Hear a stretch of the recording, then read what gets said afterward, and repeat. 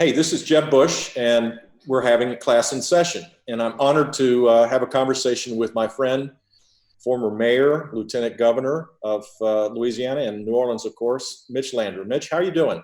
I'm doing great, Governor. How are you doing? We're fantastic here in Miami. We're quarantined for, this is like week 8, I guess. But I'm finding that my workload hasn't dropped. The connectivity to the people I care about has actually increased. I worry about my fellow Floridians and others that are suffering. But in my own life, I'm kind of reconnected back to the things I think are important. Yeah, it's been a really interesting experience. I live in the middle of the heart of the city of New Orleans. My mom and dad, I have 8 brothers and sisters. We all live in the similar region. My mom and dad, my father's 89, my mother's 87, live right down the street from where we are. And even though that we're being socially distant, a really strange thing has happened. In New Orleans, we have a lot of porches. People sit on their porches a lot. And neighbors have been sitting on their porch much more than they have before. And even though everybody's gone through a very, very difficult time, there's actually a more immediate closeness than we used to have with each other. And I've had a strange experience. There's a beautiful park not far from my house. And I grew up in this park. I've been in it 1,000 times, but I'm actually walking through it more slowly. I'm seeing things that I never saw before. I'm having experiences that I didn't have because the world has, at least in some measures, has slowed down so much that it's forced me to kind of slow down, which is not in my nature, to be a little bit more patient, which is definitely not in my nature. So in all the agony that we're going through, there's actually some beautiful moments that I'm trying to take advantage of and be grateful for. Yeah, I think that's happening. And also the more as we slow down, we think about the suffering of others as well a little bit more. We're not going 100 miles an hour. And in the post-pandemic world, we're going to have to take care of people a little better too, don't you think? Well, no question. I was talking to a good friend of mine yesterday who I hadn't talked to in a couple of months, and I didn't know that he had suffered from COVID-19. And he told me of a harrowing experience that he had where he came down with it 8 weeks ago, unexpectedly, that he was sent to a hospital in his neighborhood that was overrun, that he was on a gurney and up against the wall for 24 hours, and he thought that he was going to die. And it was a terrible conversation to have. He's doing better now. But of course, if you think about it, you may not know this with all of you that are listening, but there are people in your lives that have been affected that may not even have told you about it. I was telling you that I was teaching a class of high school students. Just in that high school, they had 4 or 5 people that they knew that were coaches or grandmothers or grandfathers that unfortunately had become infected and passed away. So learning how to deal with that fear, that anxiety, and then the grief, and of course, not being able to be there in person, I think is going to have some long-term ramifications that we have to think through. And so I think, being patient with each other, listening more, really understanding what people are going through is going to be critically important as we try to work our way through what I think is actually going to become a little bit harder for all of us before it becomes easier. So, Mitch, you've spent your entire adult life in public service, and I kind of guess who was your mentor and who motivated you. But tell us who your mentors were and why you decided to really dedicate your entire adult life to serving others in public life. First of all, I really appreciate that question. And you and I, share similar backgrounds. My dad, who didn't have 2 nickels to rub together when he was a kid, didn't know anybody, ran for the state legislature when he was 29 years old, 1960. And he and my mother had 9 children in 11 years. And we all kind of grew up watching my dad and my mom commit themselves to help other people through public service. So that's where I got my bones. I was trained and raised in the Catholic faith and in the Catholic Church, and trained and educated by the Jesuits, who didn't do anything but beat in your head every day. The reason you're here is to help other people. So don't even think about helping yourself. So there were 2 Jesuit priests, Father Harry Thompson and Father Paul Schott, who told me, look, forget about yourself, help other people, do the hard things first, run to the fire, not away from the fire, and help the most number of people that you can in the shortest period of time with everything that you have. And that rings in my head every day when I get scared or I get tired. And of course, as I got a little bit older and then decided to follow my dad and my older sister into politics, they have been the people that have been the closest to me about mentoring me, make a lot of mistakes in this business, things are uncertain, you can't really see. But, much like your family, Governor, that has spent their lives in government service, all of us try to figure out the best way to serve. You certainly don't have to do it in government. There are lots of other ways for people to make a contribution to that community. Business leaders do it, faith leaders do it, coaches do it, teachers do it clearly. But from my perspective, I felt like my gifts led me towards being in elected office, which, as you know, I spent 30 years in. And my family, like yours, I think, but if you add everybody's service up in the family, we have 110 years of service to the country through elected office. And it's been a great honor for me. It was hard.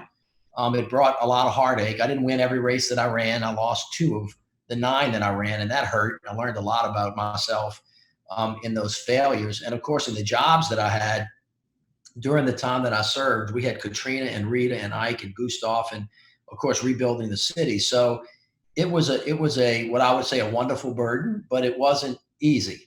And of course, the thing that I learned the most was I haven't really done anything meaningful in my life by myself. Not one thing that I've accomplished can I claim that I came from an original thought that I had or that I did by myself. It was all a team effort, and I'm really thankful to have been surrounded by people who are willing to make sacrifices so that other people could do better. And it's been I just finished 30 years as you did not long ago, and I'm thankful that I had the opportunity to serve. So you were mayor during a really extraordinary time in the life of New Orleans. You were lieutenant governor, state house member. Let's focus a little bit on the mayorship, because when I ran for office, I ran on things I wanted to do, and the minute I got there, there was like 15 things I didn't run on became like really important. Literally, it was like the first week. And tell me about the experience of learning how to process information, how to lead through uncertainty, even if you didn't know, much about it. You were a leader, so you could convene people, but how did that work? And give me an example of it. I'll talk about that. First of all, let me make the point to the students that are listening. If you're going to run for office, there's obviously different levels. There's local, there's state, there's federal. And then there are different kinds of jobs. Being a legislator, I was one of 105. I mostly was an advocate. I wasn't responsible for executing the laws that legislators passed. We just opined about things. And I learned a lot there, primarily how to make decisions based on good information. I was a lieutenant governor of the state, so I was number 2 in command, not number 1, which means that I had to be more subservient than assertive. And then I became an executive when I became the mayor, and that requires a completely different skill set. Now, when I was elected mayor, I had 23 years of government experience, and I was feeling pretty good about myself. I maybe was the most experienced person to have gotten elected to that office at that time. But this is what happened.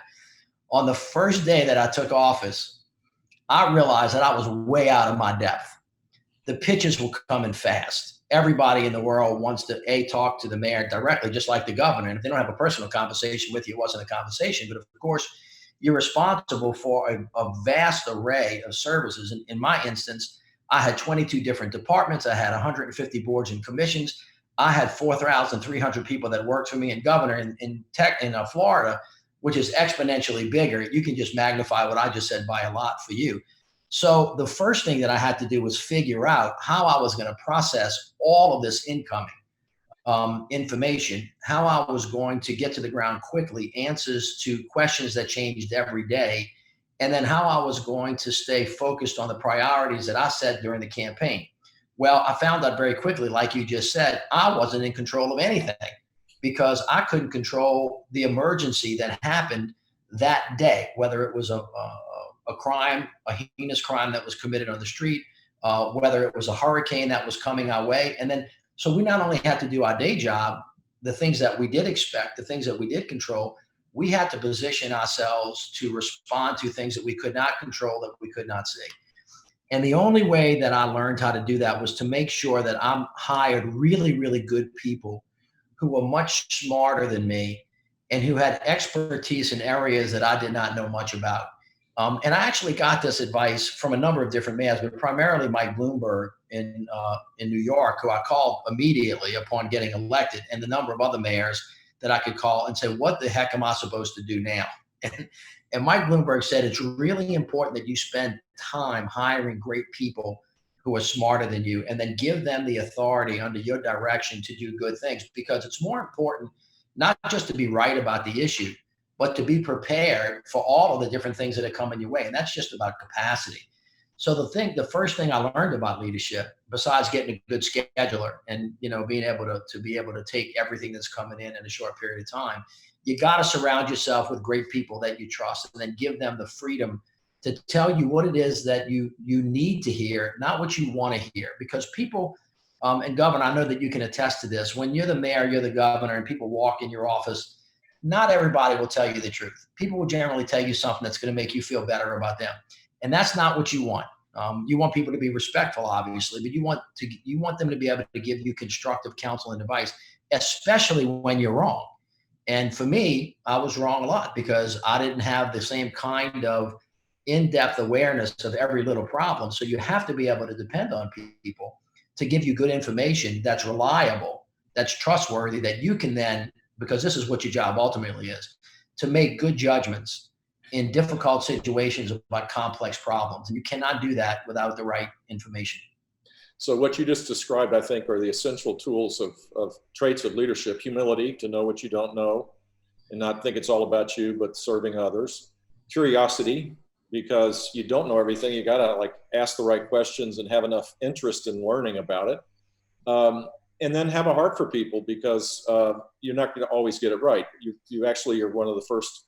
I mean, the beauty of being a former politician is we can admit we made mistakes. How many people admit they make mistakes now in public life? Very few. So that was an attribute that I learned because I screwed up so many times. It's kind of refreshing for people to hear it, and not just say I made a mistake, but say, here's how I'm going to fix it. Right? Yeah. You make some good points about what are good traits of leadership. And, I've been out of office now about a year and a half, 2 years.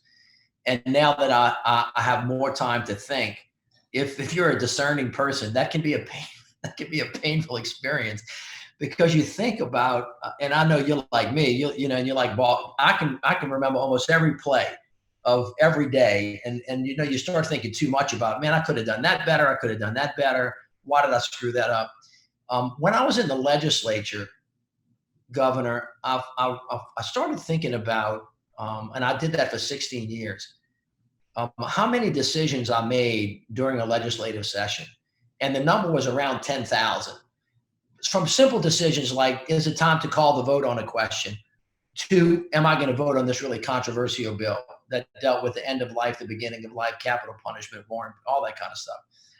And I started asking myself, how do I make decisions?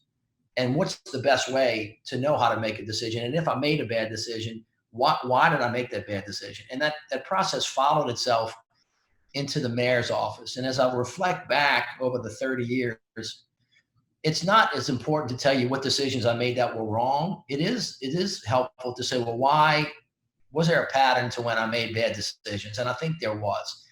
I'm impatient by nature, so I had to make sure that I wasn't going too fast. And if I was going too fast, now there's a difference between hurrying and going too fast. You can hurry and not go too fast. But because you're pushing so hard to get stuff done, you have to be careful not to go faster than the acquisition of information you need to make a good decision. So that's first. The other reason why I made bad decisions is because I didn't have all the information that I needed, and I didn't push hard enough, and I wasn't, because I was going so fast, I wasn't willing to wait to get everything that I needed. Other ones are kind of human things: being arrogant, being angry. There are lots of things that happen that can make you really angry or frustrating. Right now what the knock on the door sounds like when your staff's about to walk in and give you bad news. I could tell when my chief of staff knocked on the door whether this was going to be a good conversation or a bad conversation. And if you came to work that day and you were aggravated about something, or you had a sickness in your family, or you had 15 bad things happening and they catch you at the wrong time, and you're not disciplined enough to not respond quickly and in anger, all of those kinds of things can force you into making a bad call, because, as you know, most decisions that get to a mayor and a governor don't get to you unless they're the most complex, difficult ones. So you have to be really disciplined. But I will offer this because I think it's prescient about this particular moment. The two worst traits that a leader can have that exist in their mind at one time that will produce the worst result is ignorance and arrogance. You can be ignorant and humble, and that will give you the opportunity to get to the right answer. You can be arrogant and knowledgeable, and that can get you to the right answer. But if you're ignorant and arrogant, that will lead you to make decisions that will hurt people. And my observation is, it's those kinds of leaders that have, um, plagued really the world over time that have taken us to the wrong places. So you don't want to get yourself, if you're going to be a future leader, in any one of those boxes at the same time. You prefer never to be ignorant, never to be arrogant, but both of those things together, they generally will produce, the worst result that you can see, especially if you have a lot of power. So that's what I would caution most against. That's great advice. Let me get a couple of questions in from students. One is from Ben, who's an 8th grader from St. Joseph Catholic School in Florida. Can you give some advice about making decisions as a leader when people are disagreeing? How do leaders do what they think is right, even when people may disagree with them, which is kind of that's like cutting right to the chase. Ben, first of all, I went to St. Matthias Catholic School, and I went to 8th grade at Jesuit high school. So I have a feeling that you're getting some of these questions in your classes, which are all great. This is an excellent question. One of the things that we have to do when we're in office is actually work with people that we really don't like. Like in life, mostly, if you find somebody that you don't like, you walk away from them and you don't have to deal with them. Well, because we have to deal with people who are in offices that other people elect them to, we literally have to move ourselves into spaces with people that we, don't like, or in instances, if we do like them and respect them, we just disagree with them. Now, I'm not trying to be trite here, but there is a way to disagree without being disagreeable. And that's about having enough confidence in your position. And you can say respectfully to somebody that you dearly love, your mother, your father, your brother, a colleague, a schoolmate, listen, I appreciate what it is that you just said. And to let you know that I appreciate it, let me repeat back to you what your argument is. But I respectfully disagree. And the most important thing here is to have the courage to not be afraid to say what it is you think, because people are going to laugh at you. That really is the thing that hides. I'll have a meeting of adult, folks in a room, and one person will be going on and on and on and on that I refer to as bloviating, and they'll be acting like they know everything, and other people in the room who I know they know is wrong won't speak up. And I find that to be not helpful to me, because as a mayor or a governor, I need a lot of people giving me a lot of different information, especially when they disagree, because it's in that disagreement that you form up the sharpness of an argument. And it's more likely that the team as a whole will get to the right answer if people voice their concerns, because you may, in your personal experience, be picking up something through your intuition that other people just won't recognize. And if you don't add your value to that conversation, you're not really offering your gift.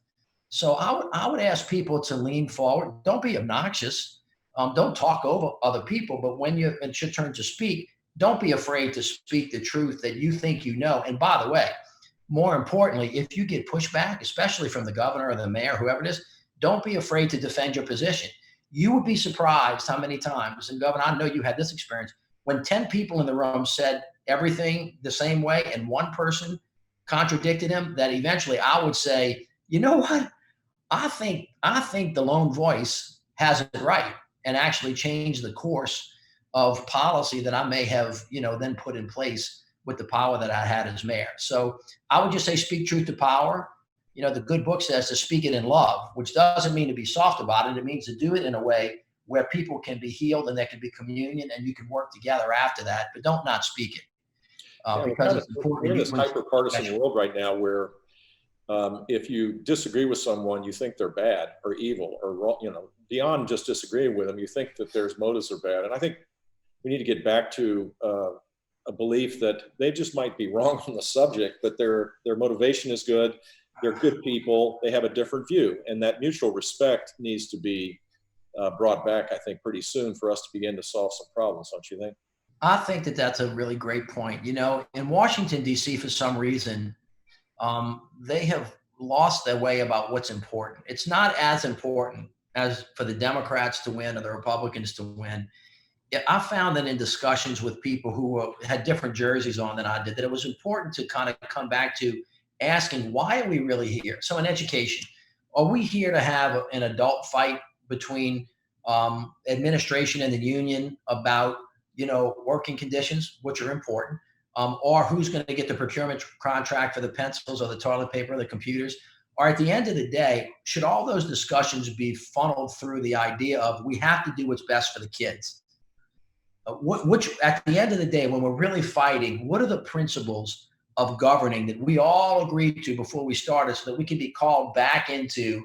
And this happens on the playground. We're out of the way and we call ourselves out of the way, or you committed a foul. That's why we have referees and umpires, so we can all tell us, look, you're not, no, we don't have to hate the referee and the umpire for telling us that we're out of the way. We say, oh, thanks for that. Let's get back in, on the field where we're supposed to be, and let's get to the right thing that we're trying to do. And there are lots of really wonderful people that self-identify politically as different, parties. But I think I may be crazy about this. I just think there's a lot of common ground in America. I know that we feel like that we're torn apart, but on the ground where people live, in the neighborhoods where people enjoy themselves, there's a lot of stuff that people have that's common. And I think leadership requires us to run towards that. And at the end of the day, it's a leader's job to tell people not what they want to hear. That is just wrong. Do not be a leader if all you want to do is to be a supplicant and make people feel good, because you have to be able to deliver bad news. You have to be able to tell people what they need to hear, not what they want to hear, especially in times of trouble when people are anxious and angry and frustrated and cold and justifiably, anxious about their future. So don't shy away from that. So we've got about 5 minutes. I got one other question from a student. This is Sydney, a 12th grader from Alabama. What's your advice for those of us interested in running for office one day? Well, I think it's a great thing to do. It takes a lot of work. This is not for the faint of heart. But I definitely believe I've committed my life to running for elected office. I will say to those people that don't want to do it, it's not the only way to serve. But you have to be I would just say, you have to have a servant's heart. Don't do it if you don't want to do it to help other people. Don't do it if you're doing it for credit or for adulation, because you're likely going to get more criticized than you will be to get lifted up. I can tell you that the work is very worthwhile, especially if you commit yourself to it. There are going to be a lot of other good people that run.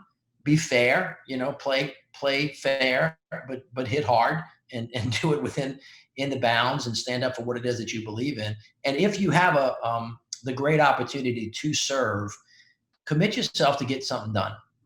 It just is not worthwhile to stand there and argue with people, because in my life experience, I don't know, I can't say that every problem has an answer, but most of them do. I mean, this is not rocket science.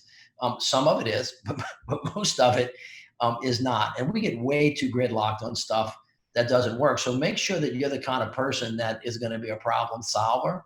And then make sure that, you include everybody in the work that you do. And I would commend it to you, because for me, it was a joyful but tough experience. So my last question is one that I think you're passionate about, something you're dedicated not just your public service life, but your post-public service life about, which is the issues of race and equity and economic opportunity, the aspiration of making sure that every person in America has the right to rise and pursue their dreams and live a purposeful life. And tell us about how you're pursuing that passion these days through E Pluribus Unum and other ways, because I think it's important. Well, Governor, thank you for that. I would say a couple of things. I told you guys that I was raised as a Catholic by the Jesuits, and the gospel always tells us to love your neighbor as yourself, and there's a long story about who your neighbor is. In the Declaration of Independence, in the Constitution, it says we are all endowed with certain inalienable rights of life, liberty, and property. We all come to the table of democracy as equals, and everybody ought to be treated fairly and justly. Those two implications from maybe two of the greatest documents I've ever written seem to me to call us in America to make sure that everybody's got a fair chance and a fair opportunity. And I think that if we're honest with ourselves, we have to admit that we haven't been great at that. We've tried, we've made a lot of progress, but the world's changing fast. I mean, you guys that are in grammar school and in high school, you can look around and see how diverse your classrooms were. That wasn't so when I started going to St. Matthias in 1965. The school was all white. In 2040, this country is going to be majority minority, and Hispanic and Latinx brothers and sisters, African American community, especially in the Deep South. Everybody's going to have to get along. And there is just what pains me the most. And Governor, I'm not blowing smoke at you, but your family has really been wonderful on this issue. It pains me the most that we can't get along because of race, or because people don't look like us or pray like us or love like we do. We can certainly agree to disagree in this country about whether government should be big or small, whether tax cuts, actually trickle down, or whether, tax incentives ought to trickle up, whether government should do a certain thing or not a certain thing. But we ought not be arguing about whether or not we come to the table of democracy as equals. And so I just feel like that's the life's work of the country at this moment, because if you can't fix that problem, then we're not going to be able to bring the best and the brightest to bear. And I want you just to think about how many people who are brilliant that could give us wonderful intellect, wonderful creativity, wonderful art, wonderful music, wonderful product from their brain have not had the opportunity to give us because people have been shut out. So I just think the country, as great as it is and how much I love my country, I'm a true patriot, I just think we leave too much on the table. And I think that, coming together to lift each other up will get us there a lot faster, and will make us all better. And I've spent some time working on that and hope to continue to do so in the future.